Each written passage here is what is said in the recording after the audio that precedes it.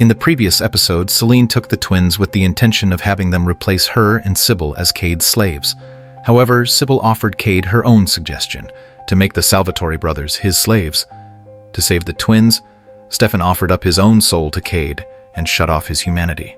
Seline handed the tuning fork over to Bonnie and Enzo on the condition that she would remove the psychic powers she had implanted in Josie and Lizzie, hoping this act would grant her redemption and save her from going to hell. Caroline's Christmas gift to Damon was Elena's old necklace. Upon seeing it, Damon ripped out Sybil's heart. Finally, Damon and Stefan drove away from Mystic Falls. With the Salvatore brothers gone and the Siren sisters out of sight, Mystic Falls finally returned to peace. Bonnie and Enzo set off on a trip to Paris. With some time to spare, Caroline picked up a journalist job in town, and her boss assigned her to do a report back at her old school. While there, she heard from a junior about a new, beautiful teacher whom everyone adored. It turned out the beautiful teacher was none other than Sybil, the Siren, who'd somehow reappeared as a high school teacher, even though Damon had ripped out her heart. Though Sybil no longer served Cade, she retained her immortality as part of her deal with him. Caroline, shocked and furious, confronted Sybil, demanding to know why she was still lingering in town. But Sybil was already deep in her role as a teacher. Sybil had taken the students as her hostages, leaving Caroline hesitant to make any rash moves. It was only then that Caroline realized her assignment at the school had all been part of Sybil's plan. Sybil had hypnotized the newspaper editor, and the task had been issued by her. Meanwhile, Matt headed to the armory to return some documents. To avoid further encounters with the Sirens, Alaric handed over full responsibility for the armory to Dorian, which led Dorian to discover the existence of supernatural beings. To combat the Sirens, Dorian had been studying ancient texts and discovered that the tuning fork was an enemy of Cade. Tuning fork was forged in the fire that burned Cade, and it can not only deal with the Sirens, but also restrain Cade. As mentioned earlier, there is a mysterious skeleton in the secret chamber of the armory. Upon examination, Dorian found that these remains were linked to a family from Mystic Falls, and he notified the family's descendants to come claim them. To Matt's surprise, the visitor was none other than his father, Peter. In that case, this skeleton is also Matt's ancestor. Peter then explained to Matt that their family had been blacksmiths, and the family heirloom was a massive bell. Meanwhile, Caroline was forced to sit through Sybil's lessons, in which Sybil was overturning her understanding of Mystic Falls history. Caroline learned that though Mystic Falls was founded by the founding families in 1864, the town had long belonged to others before them. The founders were actually latecomers. How could you know that? Who wants to go on a field trip? Me too. Sybil led the students to the site of the old witch's home. In 1790, hundreds of witches had been burned at the stake here, and the Siren sisters had been present back then too. Under the witch's magical enchantment, the local blacksmith forged a massive bell. The Siren sisters had hypnotized the blacksmith and used him in a struggle against the witches for control over the bell. While Sybil and Caroline were talking, the hypnotized students gathered firewood, binding themselves together in groups and dousing themselves in gasoline. Sybil threatened Caroline, saying that if Caroline didn't help her locate the ancient bell, she would burn all the students alive. In desperation, Caroline contacted Matt to ask about the bell's whereabouts. It turned out that when Sybil had invaded Peter's mind, she'd glimpsed a memory from 1992, when Peter had thrown the ancient bell off Wickery Bridge and into the river. Caroline's mention of the bell jogged Matt's memory. That same year, Elena's parents had plunged off that same bridge. When the sheriff recovered the bodies, the ancient bell had been dredged up as well, and because no one claimed it, the sheriff had stored it in the garage. Caroline led Sybil to find the bell, while Matt and his father seized the opportunity to rescue the students. On the way, Matt asked his father why he had thrown the bell into the river. Peter had no choice but to reveal the family's secret history. Their family had once been prominent in the town until the arrival of the founding families, who seized control, formed the council, and pushed Matt's family out. That bell was a symbol of everything they took from us. Caroline and Sybil arrived at the garage, only to find that Seline had already gotten there first and taken the ancient bell, and left a note taunting Sybil. Seline had once worked as Caroline's nanny, and had likely discovered the bell's location back then. Sybil is furious and remotely controls the students to set themselves on fire. Luckily, Matt and his father arrive just in time to save all the students. This battle also makes Matt change his opinion of his father, Dorian Cade, with another major discovery. According to blueprints, the ancient bell was actually a pendulum divided into 3 parts, with the tuning fork as one of these pieces. When struck, the sound waves it emitted were beyond imagination. If the sound of the tuning fork hurts the sirens, imagine that magnified by 1,000. After the successful student rescue, Peter thought it was finally time to mend his relationship with Matt, but Matt was still deeply resentful over being abandoned. He was the only one in town with no family legacy and had always believed himself an outsider.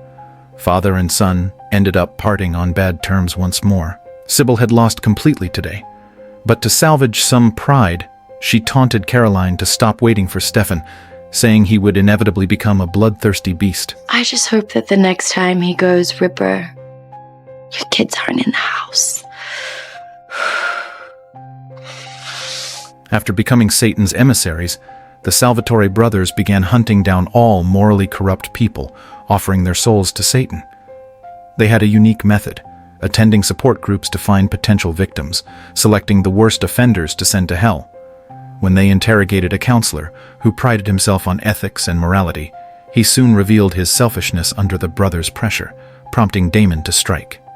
As Damon drained the counselor dry, he turned to find that Stefan had already slaughtered everyone else, prompting Damon to scold his brother. Whoa. I thought we were only giving Cade the worst of the worst, like this guy. Cade can have him. These are mine. Stefan, with his humanity turned off, was both wicked and elegant. He didn't violently snap the prey's neck.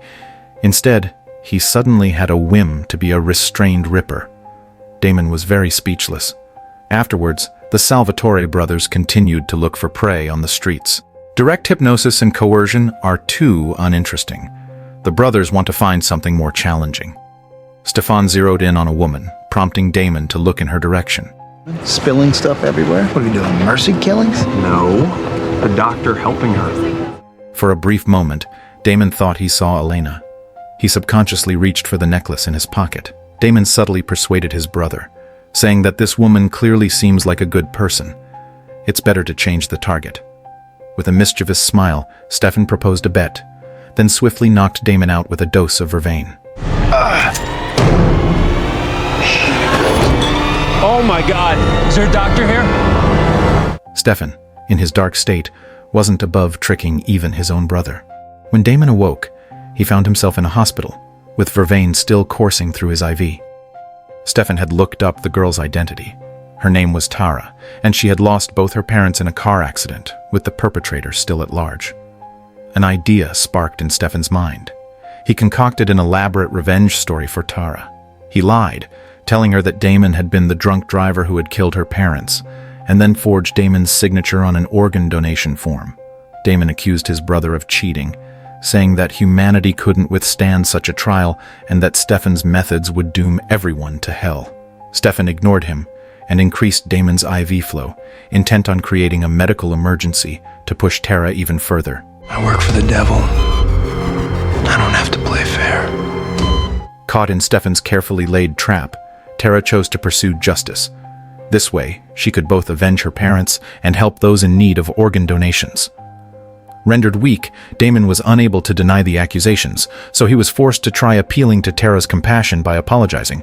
Unexpectedly, Stefan added fuel to the fire, luring Tara into the abyss. So follow your instincts. And do what you think is right. Tara told Stefan to leave, which showed that she had already fallen for the bait. Damon tried to save Tara, but she quietly drew the blinds, injected air into Damon's IV line, and within moments, Damon's heart stopped. Outside the hospital room, Stefan searched Damon's jacket and found Elena's necklace. When Tara was about to leave after work, Stefan stopped her and explained the carefully orchestrated scheme. He knew exactly what she'd done. Tara, horrified, questioned what kind of person would sacrifice his own brother's life to test someone else's morality. At this moment, Damon also rushed over. This shattered Tara's perception. Damon, visibly conflicted, still tried to reason with Stefan to let the woman go, even though she had nearly killed him. Stefan was unimpressed. He hadn't initially planned to expose Damon, but he held up the necklace.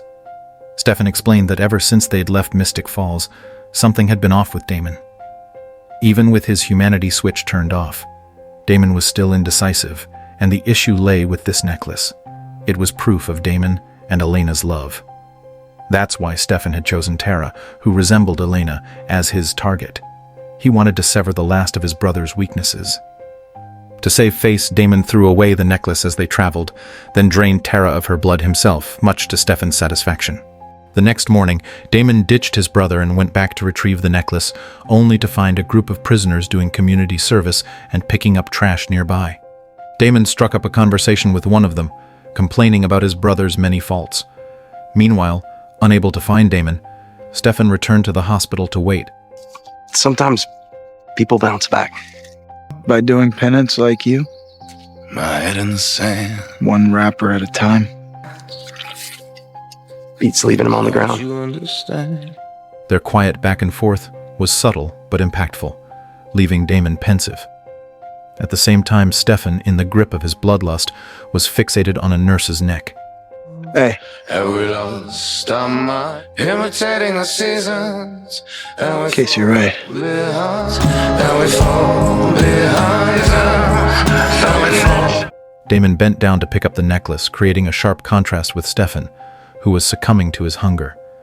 The elder brother was regaining his humanity, while the younger was sinking further into darkness.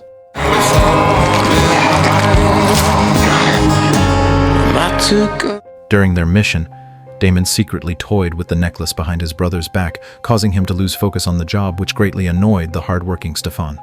At that moment, Sybil called, revealing that the final piece of the ancient bell was the striker, an artifact that Damon had taken from Peter's factory. Sybil urgently needed the striker to complete the bell.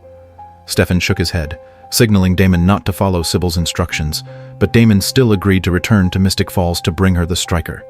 After hanging up, Damon looked helpless. He truly wanted to refuse Sybil, but his body wouldn't obey him. Stefan's attitude changed. Maybe it was necessary to go back to help his brother get rid of the influence of that woman. Are going to burn her to the ground. Elsewhere, Bonnie returned from her trip to Paris and brought Caroline a gift. Caroline noticed the blood-red gemstone around Bonnie's neck.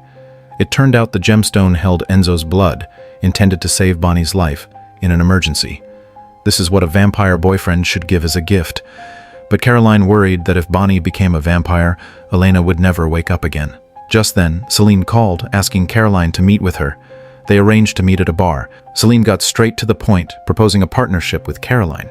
Seline had the bell, and Caroline had the tuning fork. Together, if they could find the striker, they could kill Sybil. But Caroline didn't trust Seline, and their negotiation ended in disappointment. Today was the town's annual beauty pageant, and when Bonnie and Caroline arrived, they found that the Salvatore brothers had returned too.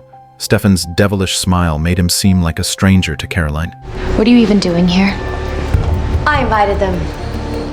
Sybil appeared, once again dressed to mimic Elena's style. Damon held the necklace in his hand, his mind flashing back to the first pageant, where he danced with Elena. Sybil demanded the striker from him, but to her surprise, Damon refused. Sybil then resorted to her old tricks, invading Damon's mind, trying to take Elena's place, but Damon saw through her scheme. Caroline tried to awaken Stefan's humanity, but this time Stefan was utterly lost to the darkness and showed no trace of remorse. Confused as to why he could resist Sybil's mental control, Damon approached Caroline, asking why she'd given him the necklace. Though Damon could resist Sybil, his memory was still fragmented and chaotic. Caroline firmly believed that deep down in Damon's heart, there was still love for Elena. After failing with Damon, Sybil turned her attention to Stefan. Stefan filled her in, explaining that the pageant dance was the beginning of Damon and Elena's love story. Then, the beauty pageant began, with one contestant after another stepping onto the stage. Amid the crowd, Stefan brought up old grievances, accusing Damon of stealing Elena from him, reminding him that at the dance years ago, Damon had cut in and taken his place as Elena's partner. Elena never would have looked at you twice if I'd been there that day. It's old news, Stefan. I don't care about Elena. Really? Stefan snatched Elena's necklace from Damon's pocket. He angrily accused his brother of shamelessness. The necklace had originally been his gift to Elena, meant to protect her from Damon, but it had become a symbol of their love instead. After saying this, Stefan tore the necklace apart. Then, Stefan and Sybil walked away. Carolyn hurried over, trying to keep Damon grounded. To help Damon reclaim the memory of that dance, Caroline offered to be his partner. As they danced, Carolyn described Damon and Elena's grace and connection on that night when they first danced together. Sybil was quite taken with Stefan. If the striker wasn't in Damon's possession, she would have given up on Damon entirely. Caroline suddenly had an idea. If they could use the ancient bell to get rid of Sybil, Damon might recover his memories. And the striker was in Damon's hands. At that moment, Stefan restrained Caroline, and Sybil once again attempted to invade Damon's mind. In Damon's thoughts, Elena's beautiful face alternated with Sybil's. You gotta stop that right now. I can't take any more of this. Finally, Damon relented and agreed to hand over the striker. But first, he had one question. Did Sybil, in tampering with his memories, take the time to really understand Elena? The more I understand, she's never going away. And there's not enough room in my head for both of you. The power of love enabled Damon to break free from Sybil's mental control. To prevent Stefan from slaughtering innocents, Caroline ended the pageant early, under the guise of a gas leak. Bonnie and Enzo took charge of evacuating the crowd, while Caroline stayed to support Damon. Unexpectedly, 6 girls remained, under Stefan's compulsion, and refusing to leave. Damon knocked Sybil unconscious, but Stefan arrived shortly after. Damon was puzzled as to why his brother was aiding Sybil. Hadn't they agreed to take her down together? Sybil isn't the woman that I was referring to. Oh. Now you have a problem with Elena? In Stefan's opinion, Elena was the culprit. She made Damon weak. Stefan feared that if Damon fully regained his humanity, Damon would once again try to make him reclaim his own. Stefan stabbed Damon and tossed the striker to Caroline. Only then did Caroline realize that Stefan had fed all 6 girls his blood. Once they completed their transition and massacred the townspeople, Stefan would harvest their souls. Stefan had already killed 1 girl, and to prevent the others from becoming vampires, Caroline had no choice but to drive a stake into Stefan's heart. After all, he would not really die. Meanwhile, Dorian took the tuning fork to confront Seline. Seline was still intent on collaborating with them. To prove her sincerity, she not only revealed the bell's location, but also told Dorian a secret. Only Matt's family could sound the ancient bell. After receiving the news, Matt located the bell hidden in the police station and brought it back. Dorian then arrived with Seline. Matt was on high alert, suspecting that Dorian might be under Seline's control. Dorian quickly explained that Seline knew secrets about the bell. Violet, the girl Stefan had killed, was now in the midst of her transition. Caroline patiently guided her, helping Violet accept her new identity. Not long after, Stefan revived, and Caroline remained by his side. She had so much she still hadn't said to him. She offered to join Stefan in carrying out Satan's missions, but on the condition that they choose their targets according to her standards. I'm not in this for a year. I'm in this until I decide that I'm done. 3 years, 10 years. Stefan had long since forgotten the 1-year promise. Caroline gave a self-deprecating smile. She no longer held out hope for Stefan. She took off her engagement ring and handed it back to him. Stefan, however, was unfazed. Sybil woke up to find herself imprisoned in the cellar by Damon. Her expression remained calm. She'd been held captive by the armory for 200 years, and no amount of torture had ever broken her. But Damon's words left her shattered. Damon had seen right through her. Your whole life has been one of being forgotten or abandoned. I've seen you. The real you. Pool of blood you. Oh. I made a siren cry. What's my prize? At her core, Sybil was simply a little girl sulking over a grudge against her sister. Damon's words hit her where it hurt, prompting her to lash out and attack him. Sybil lifted all control over Damon, allowing him to regain his humanity. All the sins he had committed came rushing back to him, including Tyler's death. So, what will happen now that Damon has regained his humanity? Will Stefan reclaim his own? And will Seline truly aid them in defeating Sybil?